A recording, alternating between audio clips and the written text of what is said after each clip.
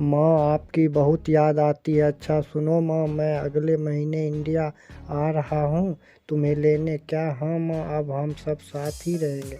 नीतू कह रही थी माँ जी को अमेरिका ले आओ, वहाँ अकेली बहुत परेशान हो रही होगी। हेलो, सुन रही हो माँ? हाँ बेटे।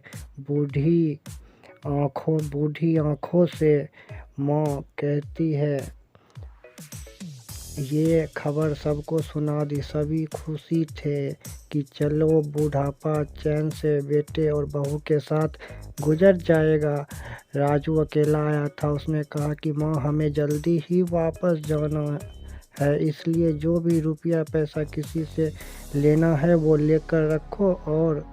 तब तक मैं किसी प्रॉपर्टी डीलर से मकान की बात करता हूँ। माँ ने पूछा, हाँ माँ, अब ये मकान बेचना पड़ेगा, वरना कौन इसकी देखभाल करेगा। हम सब तो अब अमेरिका में ही रहेंगे।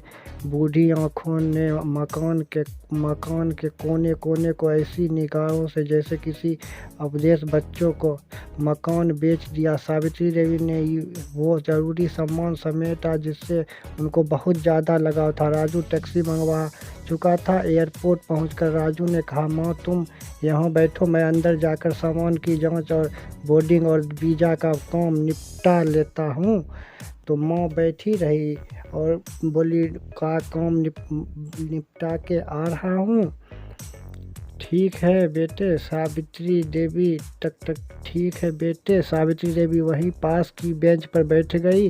काफ़ी समय बीत चुका था। बाहर बैठी सावित्री देवी बार बार उस दरवाजे की तरफ देख रही थी जिसमें राजू गया था, लेकिन अभी तक बाहर नहीं आया। शायद अंदर बहुत भीड़ होगी, सोचकर बूढ़ी आंखें फिर से टकटकी लगाए देखने लगी। बूढ़ी माँ ने अंधेरा हो चुका था। एयरपोर्ट के बाहर गहमा-गहमी काम हो चुकी थी। माँ जी, किससे मिलना है? एक कर्मचारी ने वृद्धा से पूछा। मेरा बेटा अंदर गया था टिकट लेने, वो मुझे अमेरिका लेकर जा रहा था। सावित्री देवी ने घबरा कर पूछा उस कर्मचारी से कि मेरा बेटा कहाँ गया है, लेकिन अंदर तो कोई पैसेंजर नहीं था। अमेरिका जाने वाली फ़्लाइट तो दोपहर में ही चली गई थी। क्या नाम था आपके बेटे का? कर्मचारी ने सवाल किया। राजू। सावित्री के चेहरे पर चिंता की लकीर उभर गई। कर्मचारी अंदर गया और कुछ देर बाद बाहर आकर बोला, माँ जी, आपका बेटा राजू है ना?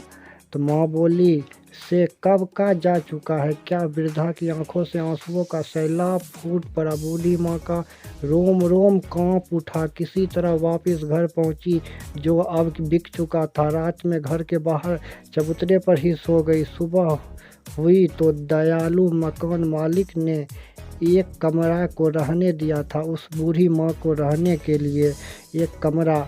हाँ माँ, अब को दे दिया। पति की पेंशन से घर का किराया और खाने का काम चलने लगा। समय गुजरने लगा। एक दिन मकान मालिक ने वृद्धा से पूछा, माँ जी, क्यों नहीं आप अपने किसी रिश्तेदार के यहाँ चली जाती हो? अब आपकी उम्र भी कम हो गई है, आपको तकलीफ़ होती होगी, आप कैसे रहिएगा यहाँ पे? अब तो बहुत हो गई, अकेली कब तक रह पाएगा? हाँ, चली तो जाऊंगी, लेकिन कल मेरा बेटा आया तो यहाँ फिर कौन उसका ख्याल रखेगा? आंखों से आंसू आने लगे थे। ऐसा बेटा भगवान किसी भी माँ बाप को नहीं देनी चाहिए। माँ बाप का हमेशा रिस्पेक्ट करना चाहिए। अगर इस वीडियो को अच्छा लगे तो प्लीज़ लाइक एंड सब्सक्राइब ज़रूर करें। थैंक यू सो मच दोस्तों।